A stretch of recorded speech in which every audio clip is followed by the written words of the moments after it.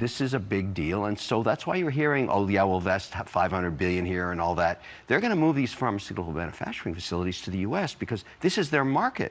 Here's Kevin O'Leary, one of my favorites, talking about how the Germans and the French, they're kind of pissed now because they're going to get the short end of the stick, but you know what? They're going to do it, suck it up, and as I just said, say, thank you, sir, may I have another?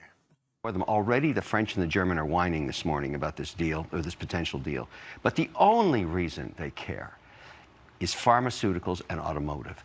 We are so huge to them in those sectors, so huge, so massive, so important that they have to come to the table.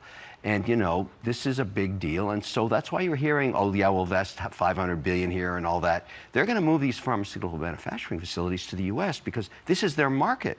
And so Trump's getting that win, but I don't think we're done yet. I mean, the EU is such, it's the biggest deal there is. You're making the case that the headwinds will come from the other EU partners against this deal? I'm saying the headwinds are in the details. You know, already they want protections against things like automotive in their direction. Oh, we don't have so many cars. Nobody's buying a Ford 150 truck in Switzerland or, you know, in France. You can't fit them on the street, let alone your driveway. So, but isn't this the problem with the EU, fundamentally? Is that a handful of people make decisions in Brussels that affect all the country? Well, yes, you're right about that, Bill Hemmer, and I think most Europeans are realizing that they should not have signed on board the giant EU project because you basically outsource control of your country to bureaucrats in Brussels. And of course, that's what Brexit was all about. And I think most European countries, in retrospect, if they could go back and had maintained more sovereignty over their countries and particularly their borders, I mean, that is largely what led to their open border project.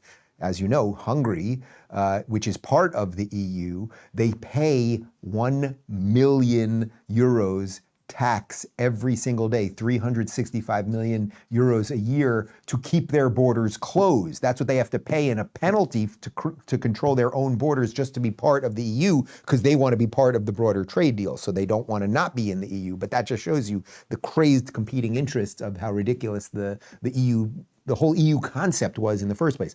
But basically what Mr. Wonderful just laid out there was, yeah, the Germans and French, there was no choice. They were going to take this deal, and the deal is really good for the US. And when we start moving some of those manufacturing plants, particularly the pharmaceutical ones, we're building plenty of cars here. But when we move pharmaceutical plants here too because of these deals and the investment that's going to come here, it's going to be even better for us. And we're going to find out more over time as to what happens there.